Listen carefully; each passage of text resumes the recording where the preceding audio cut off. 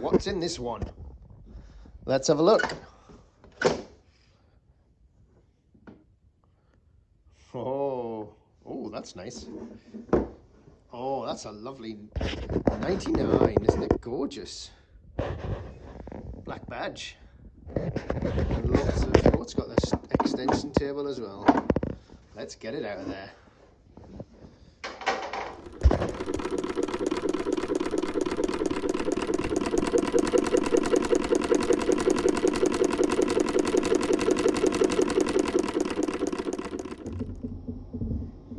$99. And look what it came with.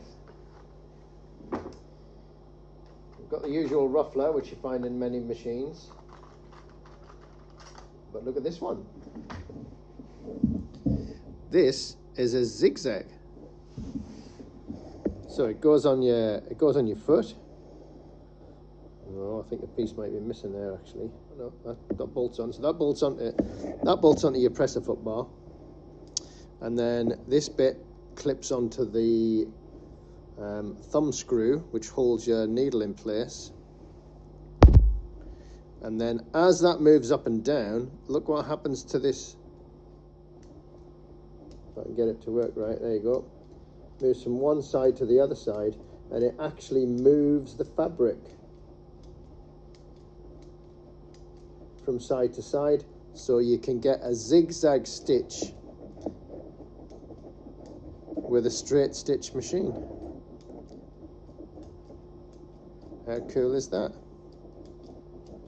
Actually, it's not as cool as a zigzag machine, but it's better than no zigzag if you need one.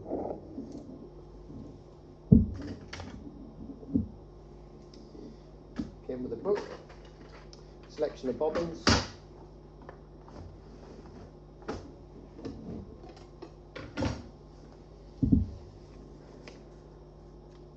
Lovely bit of paperwork. What's that for? That's for the zigzagger and buttonholer.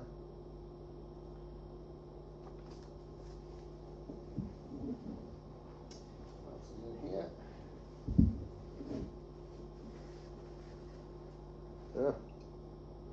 From Singer Oil. But the cap's missing, so it's empty now. Oh, look at that lovely pin cushion. I love the things you find in these machines. That's just beautiful. And so much better than tying a bit of fabric around your machine and then destroying the pin.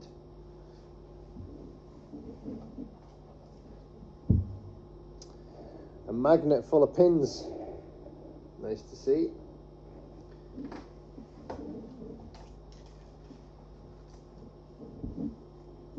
And a good selection of needles.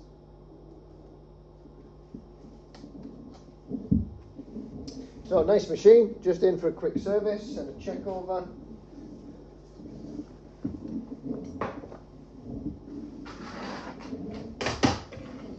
So, let's see what she's looking like.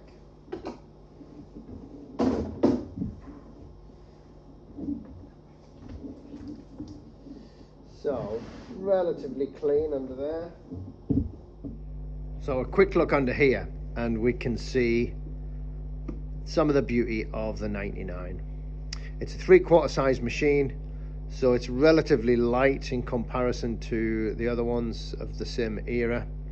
But when you look underneath, there's very little there. And that is part of it. It's the beauty and the simplicity of this machine that is one of its wonders. So we have this shaft here, we have this linkage here. So this is a rocker shaft. We've got this pitman arm that joins into a shaft here, and that is turning the hook. So that is the hook that it's attached to there, and it's turning the hook, and that's it. That's all there is. Just that one shaft. That's what does all of the hook turning. Then we have this little rocker shaft up here, which is just going up and down, and that is working the feed dogs. So when we come along here, we can see there's the feed dog shaft there working in there.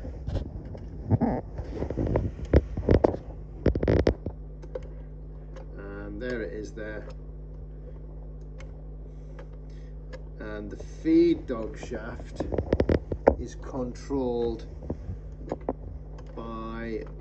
partly by that rocker shaft and partly by that linkage underneath, which links into the hook drive. So that is it. It's so simple, and that is its beauty. So that is your 99. So when we look into the headstock of a 99, it's quite different to the transverse shuttles and the vibrating shuttles of the previous models. We can see it is a lot more complex in there.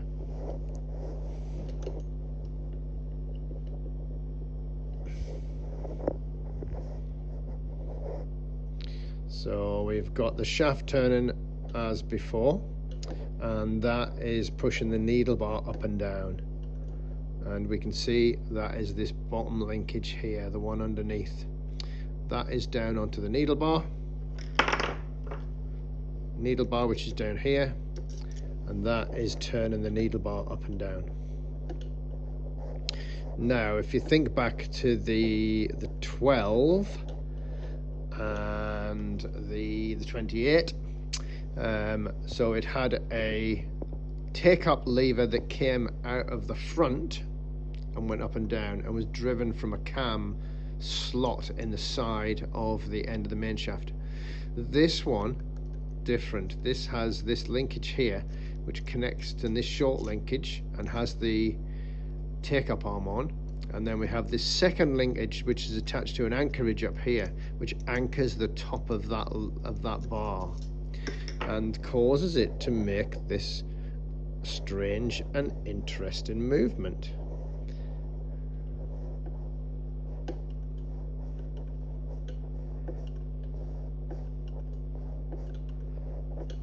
Which is quite hypnotic when you get looking at it. So that is what's moving our take-up arm, take-up lever,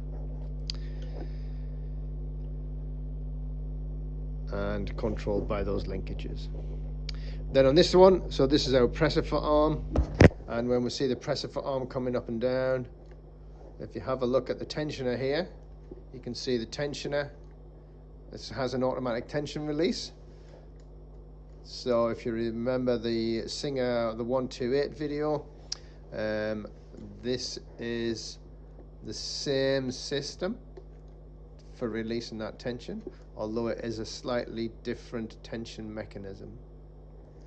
And then this is the presser foot arm, and slightly different again, so it's a bit more lightweight. In this one the spring is actually inside rather than on the outside, but adjustment is still the same, so it's adjusted from the top here. Screw that out, screw that in, and it applies a little bit more or releases pressure from your presser foot, so you can put more or less pressure onto your fabric.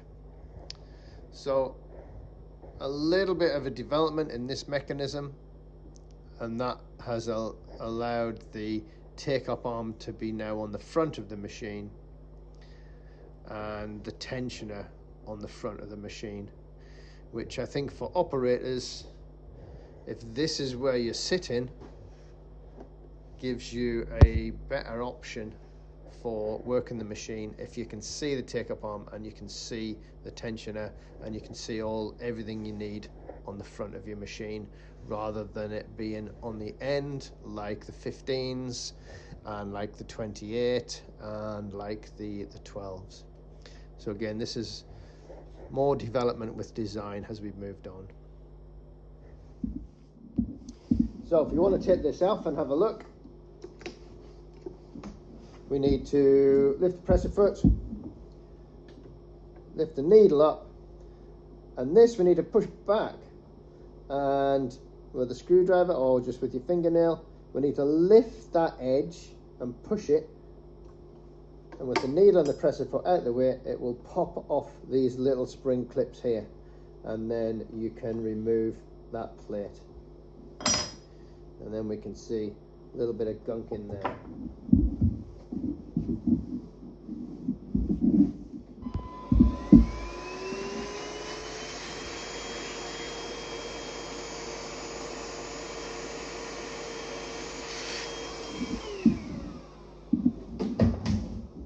Now we've got a good look at the bobbin.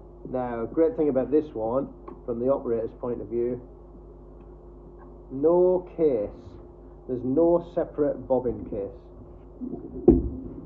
The bobbin case is permanently fitted into the machine. Well, that's not quite true. It is removable, but it doesn't come out all of the time.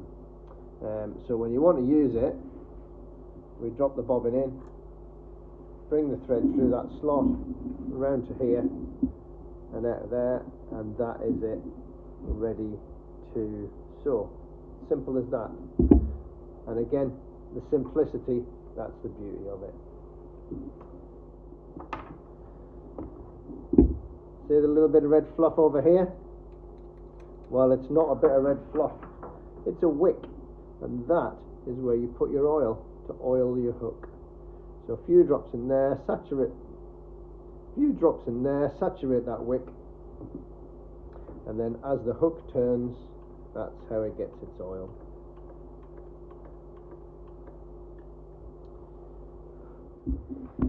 Now let's get the needle plate off and have a look under the needle plate. So we'll take off the foot, take out the needle plate screws. Good idea to have one of these 90-degree screwdrivers. Gives you much better access at some of these screws.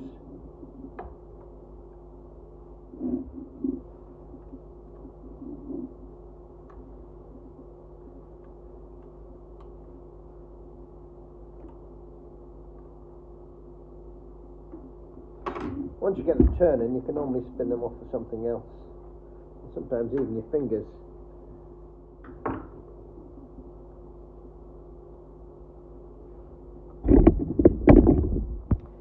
Getting the bobbin case out can't be particularly difficult. So we need to lift this little spring clip and move it across. And then that should allow us to lift the bobbin case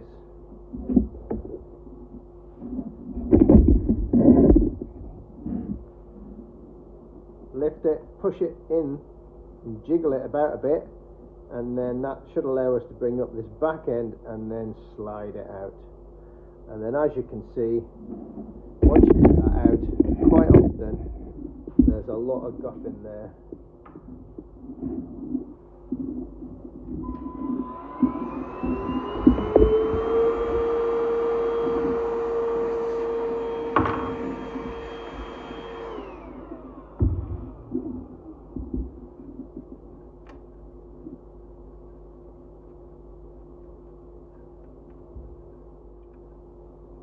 Pop the spring back in place, and then we should be able to spin the hook. I say spin, oscillate the hook, which is more realistic.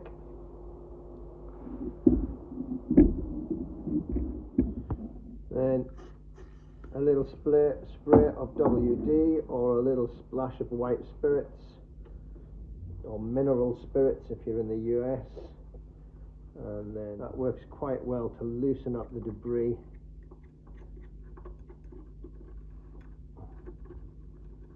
And we can clean that out of there, being careful not to damage anything else.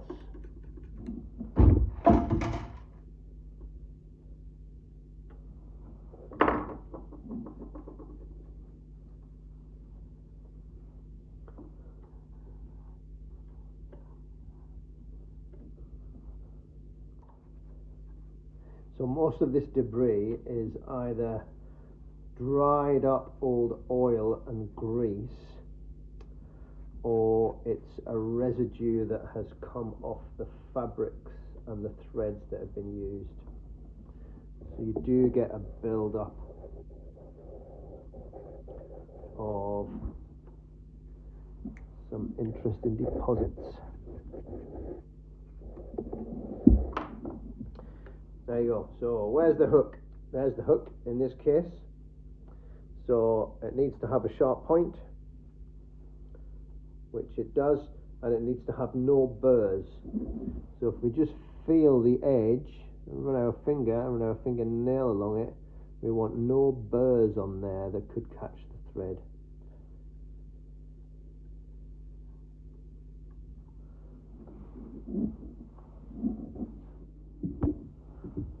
Okay, so how is this one working? So let's have a look. So the needle goes down, and as the needle comes down, you can see over here, this is the hook approaching the needle. The needle reaches the bottom, and at that point the hook is all the way at the end of its semi-rotation. The needle then starts to lift, and that's what creates the loop. So we can just see that loop is being created there, and the hook has picked it up. So the hook is now carrying that thread around there until the angle at the tip of the hook allows the thread to be slipped off. And then we then have that loose hook, which the take-up arm now pulls and draws it back up to create the stitch. So that is how the stitch is created on this. This is the 99, and also on the 66 it is almost an identical system. So that is how the oscillating shuttle creates its stitch. Let's pop a bobbin in there and we can see how that works. Okay, so here's a bobbin. For the bobbin we're going to go with a green. Bobbin tension on this machine. So because the bobbin case is fixed in the machine, it's not so easy. So there's this little groove here which you can slip a screwdriver into, and it allows you to get to that screw. That screw is the one that adjusts the bobbin tension, and this screw here is the one that holds the spring in place, and this is the spring, this leaf running along here. So when we put the bobbin in, we tuck the thread into this groove, and that allows us to pull it behind the spring, and then it comes back out here and up to the needle. So that is how our bobbin tension is controlled on this machine. So we've got a bobbin, we've got a green thread in it, quite liking the green, it goes nicely with the gold decals on this machine. So we're going to drop it in so that when you pull the thread it turns anti-clockwise. That's what we want. Drop it into the hole, finger on top, pull the thread into that groove and pull it, and it brings it in behind the spring. We then bring it this way into that little groove, and that's our bobbin set up. Let's have a look now how that mechanism works. So when I turn the handle, needle goes down and the hook approaches, picks up the thread, taking the thread round and across the bobbin, and the take-up arm pulls it back up, and that is our first stitch created. Let's just pull that thread up. So watch that again.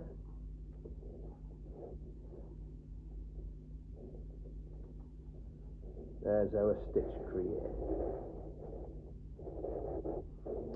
Now, one of the things that can happen with this machine and this mechanism is as the thread is being pulled around the bobbin case, it can get a little bit stuck here at that point. And you see how it's moving the bobbin case? That's the thread moving the bobbin case. So that's where And when it does that, it actually causes a noise as the bits of metal move together, and that is a definitive noise of the 99 and the 66 machine. So let's just watch that. Hear the noise?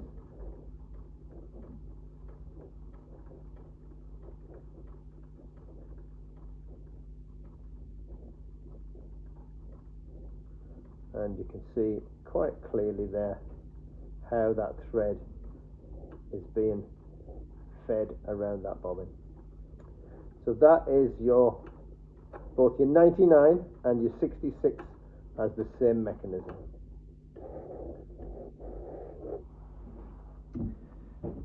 Okay, I think we're ready to put it together and test it out. Putting the bobbin cover back on.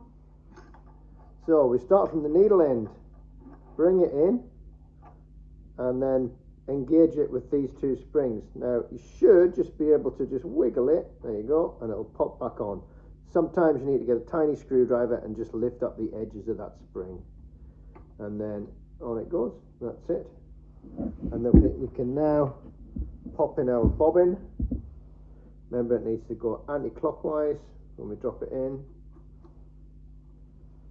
Thread around there into the spring, and then through that little groove, and then we bring the thread out there and we close the lid, and the thread comes out of the gap. That's what the gap's for. It also helps you if you need to change your bobbin tension. You can pull this back, and if you have a very small screwdriver, you can get at your bobbin tension using that access gap.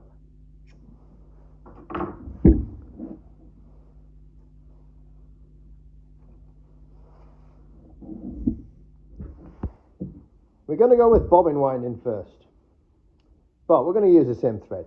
So, black. What do you think? Black definitely goes with this machine. So, spool pin, thread guide, and we'll lie it there just now. Here's the bobbin. It's a 66 class bobbin. That's the bobbin that goes in this machine and the 66s and the 201s. It's a drop-in bobbin. So if you have a look, it'll have a hole, sometimes in both sides, sometimes just in one.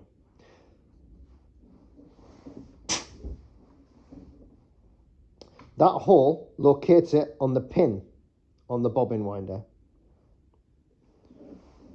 Yeah, you can just see that pin as I turn the shaft. So that pin is what we need to get the bobbin to locate onto. What I like to do, what I find good, is thread the thread from the inside to the outside of the bobbin through that hole. Once you've put it through that small hole, then stick it through the big hole in the middle. Then when we slide that bobbin onto the shaft, should jam that thread, turn the shaft until it drops into the pin. There you go. And that thread should now be pretty much jammed in there. The thread now comes over that little thread guide there and into that thread guide there, and then we take up the slack with the spool. Take your snips, snip off the tail. We then push down on here to push the bobbin against the wheel, and then we can give that a couple of turns to get it started. And then with the hand wheel, we can just drive it with the hand wheel, and that now loads our bobbin. And you can see the cam drives that thread guide backwards and forwards to fill up our spool, our bobbin.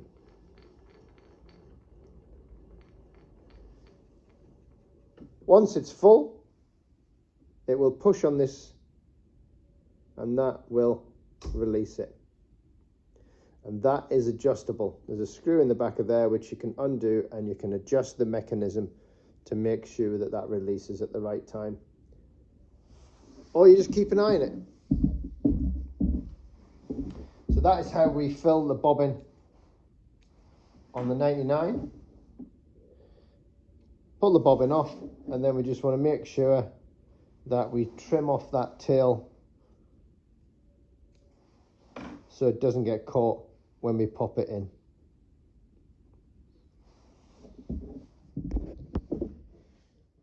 Okay, to thread the machine, spool, thread guide, between the discs of the tensioner. Now on this one, there's a hook spring here. Come up behind that hook of that spring, and then we go back down, and we want to go through under this hook. Now there is a hole in that hook, but I've never used that hole and I've never known anybody else do it. We go underneath that hook, and then we go up and through the take-up arm.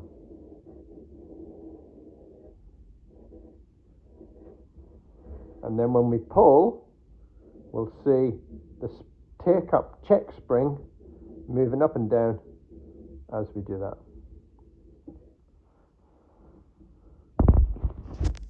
Okay, we're now onto the tail headstock, and there is a thread guide here. Clips into there, clips into the thread guide at the top of the needle bar. Bring up the needle, and we go through the needle from left to right. And if you're not sure, all you need to do is have a look and see where the hook is, because wherever the hook is, the thread will always thread towards the hook.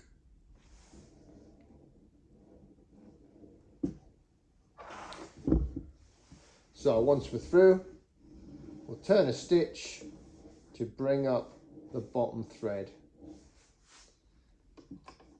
Okay, there's the bottom thread up.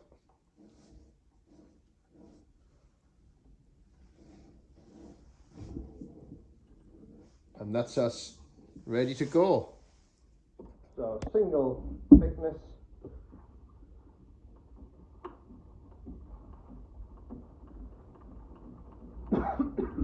It's quite a small, delicate stitch.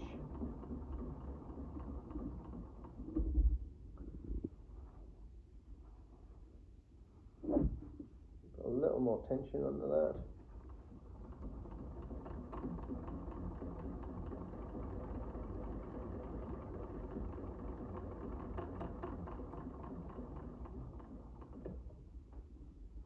Now I mentioned the noise.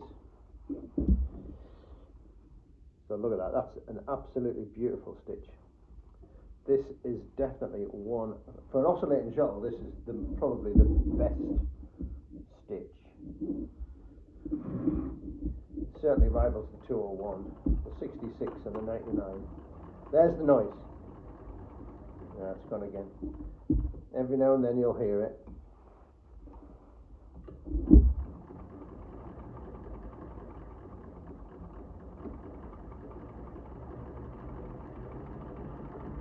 So this can go much faster than the vibrating shuttle machines. And there's the noise from a 66. So that's a single thickness. So let's layer it up, and we'll sew a hem.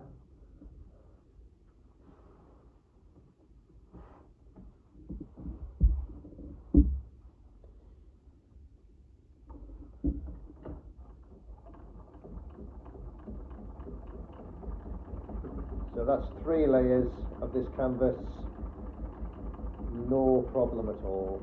That's a size 14 needle.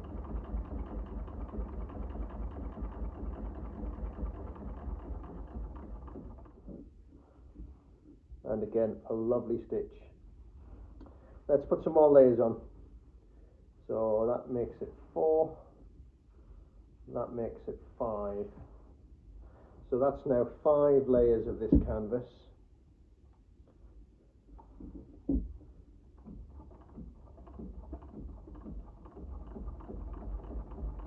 no problem.